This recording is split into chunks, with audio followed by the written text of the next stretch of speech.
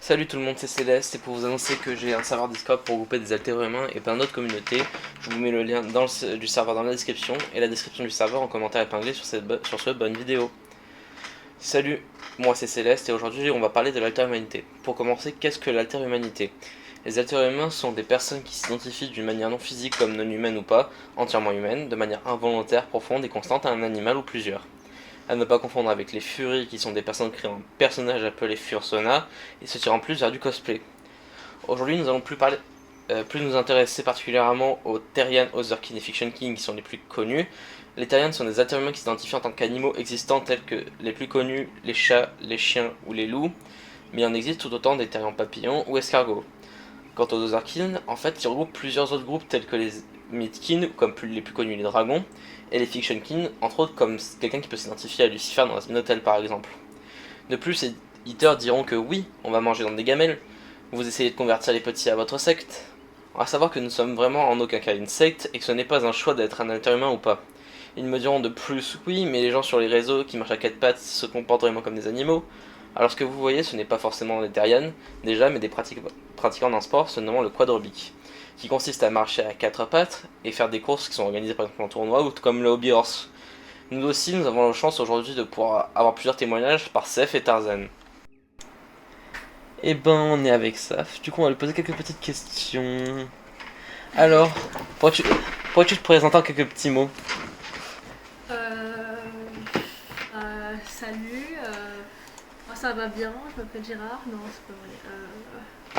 Je sais pas quoi dire, je suis une meuf chill dans la vie. Ok. Comment tu as découvert ton alter-humanité?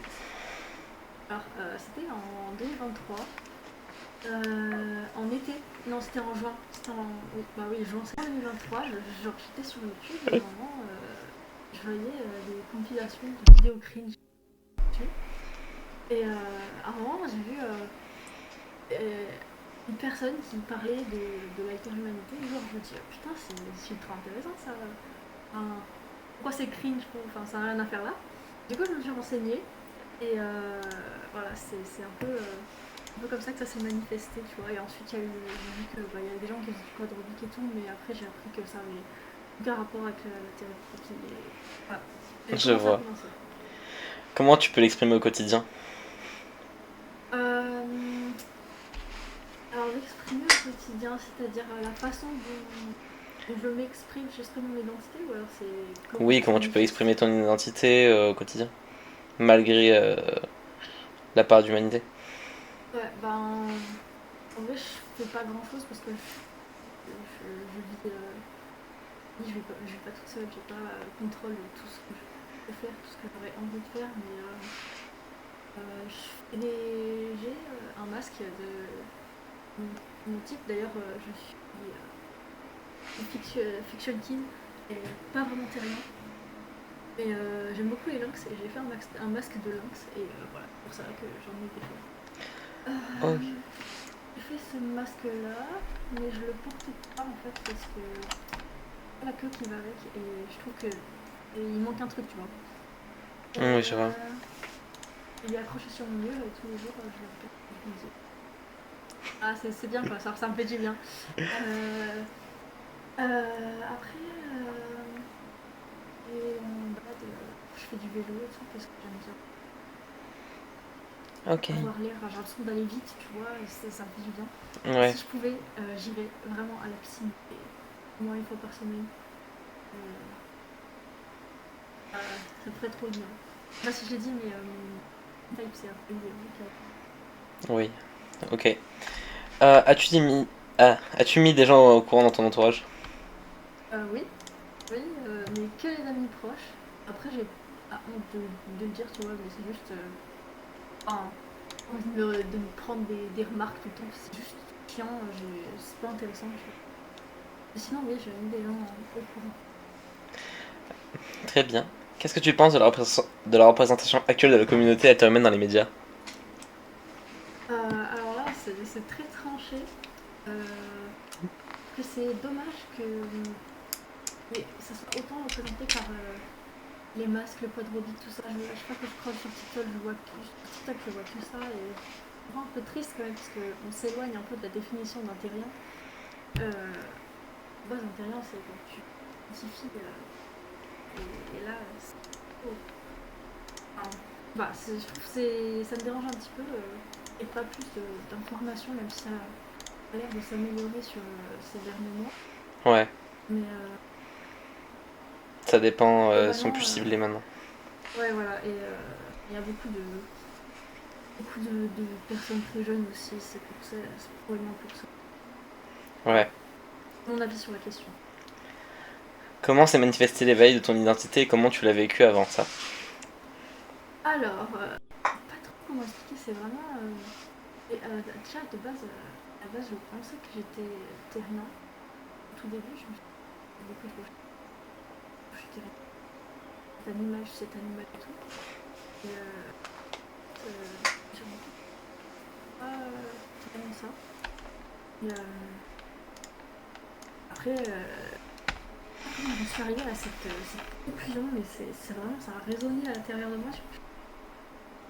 Et en fait, Aqualia, depuis toujours, j'ai l'impression de me voir dans ce Pokémon quand je regarde. Je me dis, c'est comme ça que je devrais être, tu vois, dans la vie de tous les jours, mais Ouais.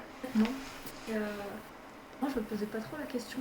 Ouais, je trouvais ça juste normal d'avoir l'air, enfin, parfois te sentir pas humain, d'avoir des trucs comme ça. Après, surtout, dans mon cas, c'est plutôt psychologique que spirituel parce que déjà, je suis autiste et neurodivergente. Ça fait que mon cerveau ne fonctionne pas très, très bien non plus, mais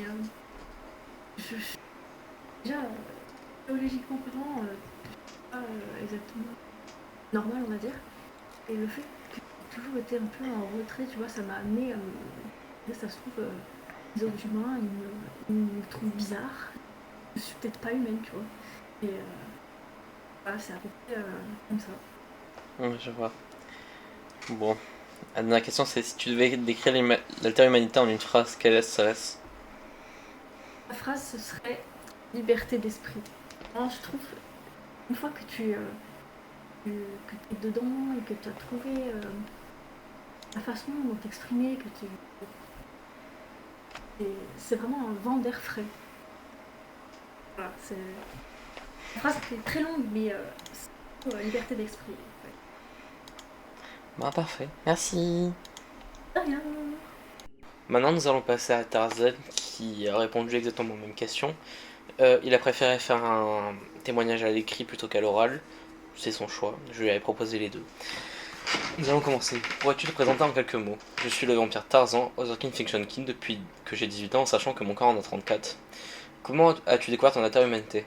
Parce qu'on appelle un éveil le moment où la vision du monde change et que tu as l'impression qu'un voile s'est levé et que tu vois clair, où tu rends compte de ce que tu es, comment tu peux l'exprimer ton alter-humanité au quotidien.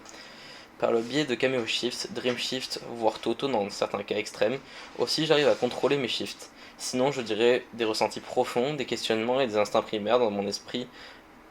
As-tu émis des gens au courant dans ton entourage? Tout le monde le sait. Qu'est-ce que tu penses de la représentation actuelle de la communauté humaine dans les médias? Tous, joke. Comment s'est manifesté l'éveil de ton identité et comment tu l'as vécu avant ça? Déjà, dis depuis quand es-tu conscient de ton intériorité? Depuis que j'ai 18 ans. Si tu devais décrire l'intériorité en une phrase, qu'est-ce que ce serait? Un mécanisme de survie instinctif, pratique? Tu le quadruplique si la réponse est non et que tu fais pour satisfaire exprimer ton intériorité, c'est non.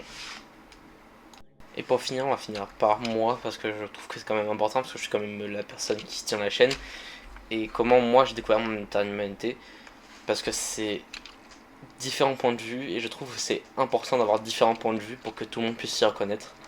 Alors moi c'est en découvrant la chaîne de Amalie qui inspire beaucoup mes vidéos avec ces vidéos que je vais vous inviter à aller voir qui seront mis en lien dans la description. Et c'est a été une vraie remise en questionnement par rapport à pas forcément à des troubles mais à comment je me comporte au quotidien. C'est-à-dire que je me sentais vraiment pas normal par rapport aux autres personnes. J'ai toujours fait dans les jeux avec les autres ce qu'on appelait l'animal malheureusement. Et j'ai toujours été un peu mis à l'écart parce que j'étais un peu spécial. Et je ne suis pas atteint de troubles diagnostiqués. J'attends toujours pour par exemple des diagnostics, notamment par rapport au TDI, que je pense avoir, ou un autre trouble de personnalité.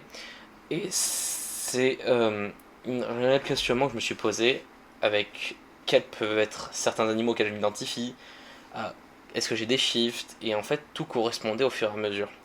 Donc très peu de personnes sont au courant, par mes amis proches, mon copain et les personnes un peu sur internet qui s'en foutent de l'identité. Et moi, comment je l'exprime au quotidien, c'est simple. J'ai des shifts couramment, des shifts fantômes couramment, qui sont d'ailleurs, les shifts seront bientôt le sujet de la prochaine vidéo d'ailleurs. Et c'est à peu près tout parce qu'au final, j'ai mes gears qui m'aident à me calmer sur les shifts, qui ne sont pas obligatoires pour être terrienne, mais ça permet moi de me concentrer plus facilement. Et quand je les ai pas, bah, je fais sans et j'essaie de me calmer. Et c'est vraiment une part de moi que j'accepte entièrement et que j'approuve parce que ça me fait sentir bien, c'est ce que je suis. Et donc pour finir cette vidéo, je vais vous laisser avec quelques mots. C'est merci à tous d'avoir regardé les vidéos. Je mettrai un planning vidéo d'une vidéo par semaine, car à côté j'ai aussi TikTok et Twitch en plus. Sur ce, si vous avez des questions, commentaires, n'hésitez pas, et à plus les petits lions.